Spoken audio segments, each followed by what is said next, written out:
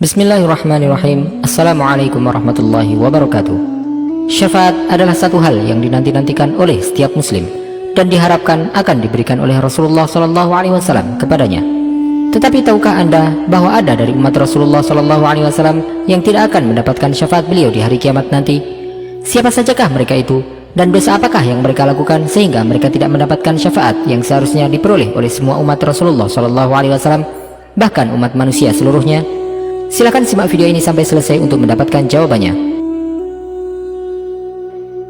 Rasulullah SAW merupakan manusia terbaik yang pernah ada di muka bumi ini.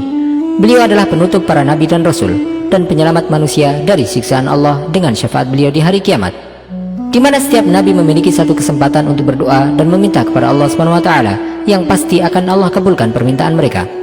Kecuali nabi kita Rasulullah Muhammad SAW. Beliau tidak mengambil kesempatan untuk berdoa kepada Allah SWT dengan doa tersebut, tetapi beliau menyimpan kesempatan untuk berdoa tersebut di hari kiamat. Beliau menyimpannya untuk memberikan syafaat bagi umatnya di hari kiamat. Rasulullah SAW bersabda, "Likulli nabiyyin da'watun mustajabatun yad'u biha, wa uridu an akhtabi'a da'wati syafa'atan li ummati fil akhirah." Setiap nabi memiliki satu kesempatan berdoa yang pasti akan dikabulkan oleh Allah SWT, dan aku ingin untuk menyimpan doaku itu sebagai syafaat bagi umatku di akhirat. Sikap yang diambil oleh Rasulullah SAW ini menunjukkan beberapa hal. Yang paling jelas adalah wujud kasih sayang beliau terhadap umatnya, serta beliau lebih mendahulukan kepentingan umatnya dibandingkan dengan kepentingan dirinya sendiri, Sallallahu Alaihi Wasallam.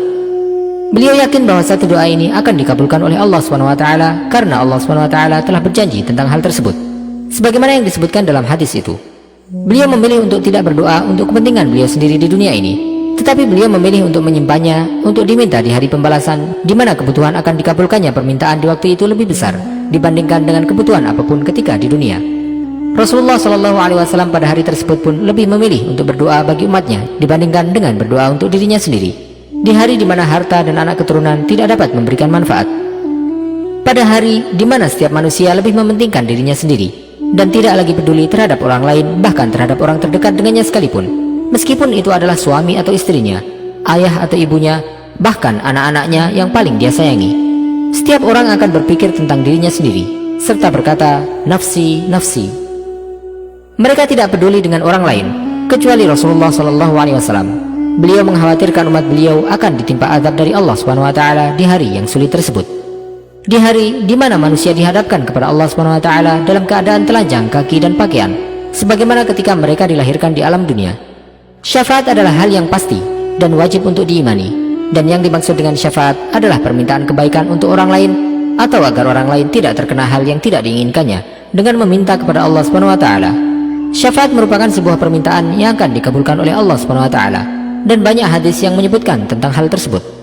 Hadis-hadis tersebut menyebutkan tentang berbagai macam syafaat yang akan didapatkan oleh manusia di hari kiamat, dan syafaat tersebut diberikan oleh Rasulullah SAW juga oleh para nabi yang lain, serta orang-orang saleh dan orang-orang yang mati syahid, di mana seorang yang mati syahid akan dapat memberikan syafaat bagi 70 orang dari kerabatnya.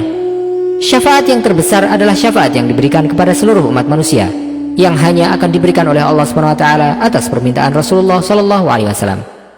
Rasulullah SAW bersabda dalam sebuah hadis ketika menceritakan tentang kejadian hari kiamat. Beliau bersabda, "Jika hari kiamat tiba, maka manusia satu sama lain saling bertumpukan. Mereka kemudian mendatangi Adam dan berkata, 'Tolonglah kami agar mendapat syafaat Tuhanmu.' Namun Nabi Adam alaihissalam hanya menjawab, 'Aku tak berhak untuk itu. Namun datangilah Ibrahim, sebab dia adalah Khalilur Rahman, kekasih Ar-Rahman.' Lantas mereka mendatangi Nabi Ibrahim alaihissalam. Namun sayang, Nabi Ibrahim pun berkata, 'Aku tak berhak untuk itu. Coba datangilah Musa, sebab dia adalah nabi yang diajak bicara oleh Allah.' Mereka pun kemudian mendatangi Nabi Musa alaihissalam, namun beliau pun berkata, 'Saya tidak berhak untuk itu.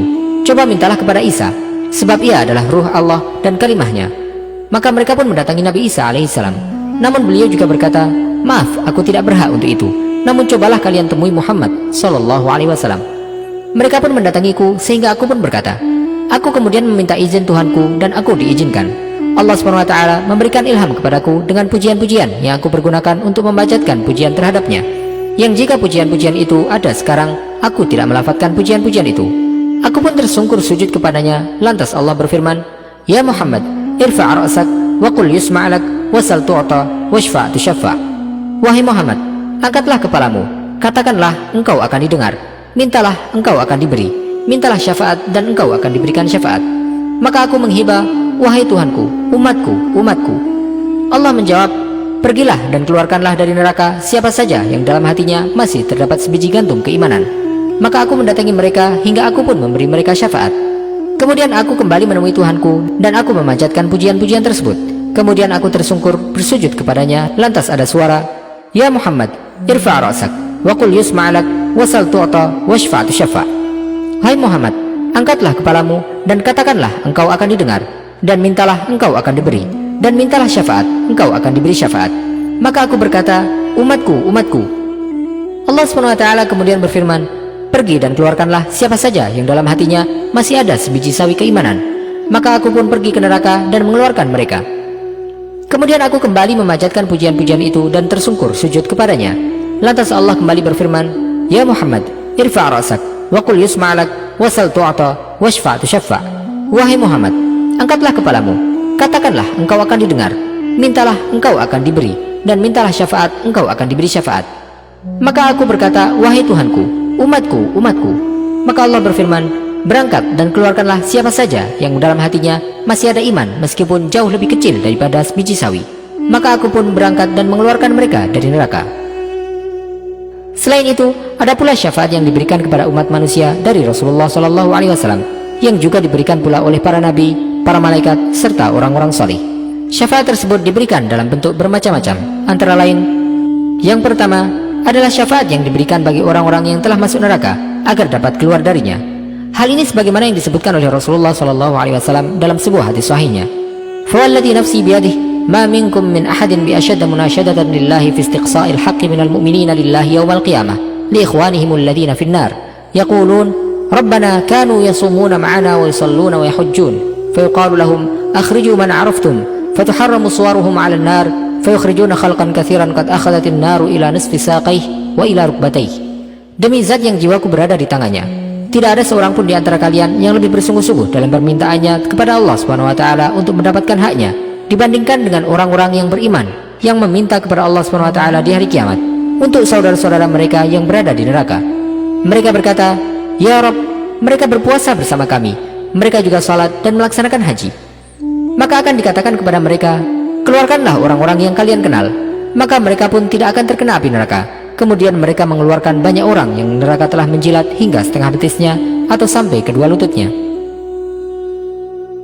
Syafaat yang kedua, syafaat yang diberikan bagi orang-orang yang seharusnya masuk neraka, tetapi mereka akhirnya tidak masuk ke dalamnya. Hal ini sebagaimana syafaat yang disebutkan oleh Rasulullah SAW dalam sabda beliau, Ma min rajulin muslimin yamut, fayaqumu ala janazatihi arba'una rajulan, la yushrikuna billahi syai'an, illa syafa'ahumullahu fih. Tidak ada seorang muslim pun yang meninggal kemudian jenazahnya disalati oleh 40 orang yang tidak melakukan perbuatan syirik kepada Allah SWT, kecuali Allah SWT akan menjadikan mereka sebagai pemberi syafaat baginya. Syafaat ini merupakan syafaat bagi orang tersebut sebelum dia sempat memasuki neraka, sehingga dia pun akhirnya tidak dimasukkan ke dalam neraka. Yang ketiga, syafaat yang diberikan bagi orang-orang yang beriman yang berhak untuk masuk surga, agar mereka mendapatkan derajat surga yang lebih tinggi. Hal ini sebagaimana yang didoakan oleh Rasulullah SAW bagi Abu Salamah dengan doa beliau, Allahumma ighfir li Abi Salamah warfa' darajatahu fil mahdiyyin wakhlufhu fi aqibihi fil ghabirin waghfir lana wa lahu ya rabbal alamin wafsah lahu fi qabrih wa nawwir lahu fih. Ya Allah, berilah ampunan bagi Abu Salamah dan angkatlah derajatnya di tempat orang-orang yang mendapatkan hidayah, dan berilah ganti bagi keluarga yang ditinggalkannya, serta ampunilah kami dan ampunilah dosanya, wahai penguasa alam semesta. Lapangkanlah dia dalam kuburnya dan terangilah di dalamnya.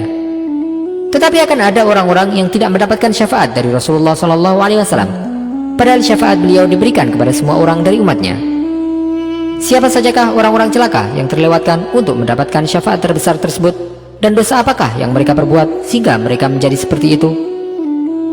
Yang pertama, orang yang melakukan perbuatan syirik kepada Allah SWT. Perbuatan syirik menjadikan pelakunya tidak akan bisa mendapatkan syafaat di hari kiamat, karena syafaat berarti permintaan untuk mendapatkan ampunan bagi orang yang diberikan syafaat. Dan Allah SWT telah memberitahukan bahwa dia tidak akan pernah memberikan ampunan bagi orang yang melakukan perbuatan syirik atau menyekutukan Allah SWT dengan yang lainnya jika dia mati dalam keadaan belum bertaubat dan meminta ampun kepada Allah SWT. Allah Ta'ala berfirman, Inna Allah la yaghfiru an yushraka bihi wa yaghfiru ma duna dhalika liman yasha'. وَمَن يُشْرِكْ بِاللَّهِ فَقَدِ افْتَرَى إِثْمًا عَظِيمًا.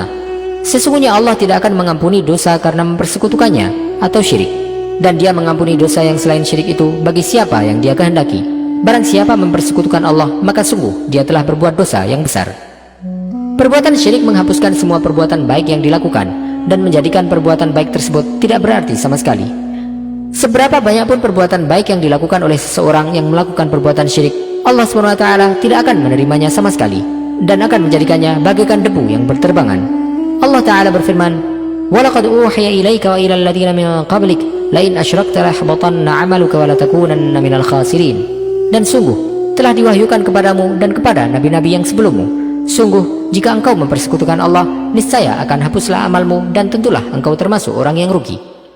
Orang-orang yang akan mendapatkan syafaat hanyalah orang yang beriman tetapi dia melakukan kesalahan, baik banyak ataupun sedikit. Bahkan orang-orang yang melakukan perbuatan dosa besar, dengan syafaat yang diberikan oleh orang yang memberikan syafaat, Allah SWT bisa saja akan mengampuni dosa mereka dan tidak memberikan azab atas perbuatan dosa yang mereka lakukan. Adapun orang-orang yang menyekutukan Allah SWT, pelaku syirik dan orang-orang yang memiliki keyakinan kufur lainnya, dia tidak akan mendapatkan syafaat dari siapapun, seberapa tinggi pun kedudukan pemberi syafaat tersebut di sisi Allah SWT. Allah SWT mensifati keadaan orang-orang yang berada di neraka dalam firman-Nya, فَمَا تَنْفَعُهُمْ شَفَاعَةُ الشَّافِعِينَ. Maka tidak berguna lagi bagi mereka syafaat atau pertolongan dari orang-orang yang memberikan syafaat. Yang kedua, pemimpin yang berbuat zalim dan orang yang berlebih-lebihan dalam beragama. Hal ini sebagaimana yang ditegaskan oleh Rasulullah SAW dalam sabda beliau, "Sinfani min ummati lan tanalahuma syafa'ati, imamun zalumun ghashum wa kullu ghalin mariq." Ada dua kelompok manusia dari umatku yang tidak akan tersentuh oleh syafaatku, yaitu pemimpin yang zalim dan orang yang berlebih-lebihan dalam beragama sampai keluar dari batasannya. Yang ketiga, orang yang tidak percaya tentang adanya syafaat. Hal ini sebagaimana yang ditegaskan oleh Anas bin Malik radhiyallahu anhu dengan perkataan beliau, "Man kadzdzaba bisyafa'ati falaysa lahu fiha nasib." Orang yang mendustakan syafaat, maka dia tidak akan mendapatkan bagian darinya. Perkataan yang disampaikan oleh sahabat Anas radhiyallahu anhu ini menegaskan bahwa orang-orang yang tidak percaya dengan syafaat yang diberikan oleh Rasulullah SAW atau mengingkari kedudukan yang akan diberikan oleh Allah SWT bagi beliau di hari kiamat, tidak akan mendapatkan syafaat dari beliau sallallahu alaihi wasallam. Keempat, orang yang membuat-buat hal baru dalam urusan agama. Hal ini sebagaimana yang dijelaskan oleh Rasulullah SAW bahwa mereka akan terhalang ketika ingin mendatangi telaga Rasulullah SAW di hari kiamat. Mereka juga tidak akan mendapatkan syafaat dari Rasulullah SAW. Rasulullah SAW bersabda, "Inni faratukum 'alal haud, man marra 'alayya syarib, wa man syariba lam yatma abadan. La yaridanna 'alayya aqwamun a'rifuhum wa ya'rifuni, thumma yuhalu baini wa bainahum, fa aqul innahum minni." فيقال إنك لا تدري ما أحدث بعدك فأقول سحقا سحقا liman ghayyara ba'di. Aku akan menanti kalian di telaga di hari kiamat. Orang yang melewatiku akan meminum darinya, dan orang yang minum dari air telaga tersebut, dia tidak akan pernah kehausan selama-lamanya. Akan ada orang-orang yang kemudian datang kepadaku. Aku pun mengenali mereka dari tanda-tandanya, dan mereka juga mengenaliku. Tetapi kemudian mereka dihalangi untuk mendatangiku. Maka aku berkata bahwa mereka adalah termasuk bagian dari umatku. Kemudian aku pun diberitahu, engkau tidak tahu apa yang telah mereka berbuat setelahmu. Maka aku pun berkata, celakalah orang yang merubah-rubah agama ini sepeninggalku. Wallahu ta'ala a'lam, wa sallallahu wasallam wa baraka ala sayyidina Muhammadin wa ala alihi wa sahbihi ajma'in. Jika Anda menyukai video ini, silakan klik tombol like sebagai bentuk dukungan kepada kami untuk dapat menyajikan video-video bermanfaat lainnya kepada Anda. Dan jangan lupa untuk bagikan kepada orang lain agar video ini dapat memberikan manfaat lebih luas bagi kaum muslimin. Wassalamualaikum warahmatullahi wabarakatuh.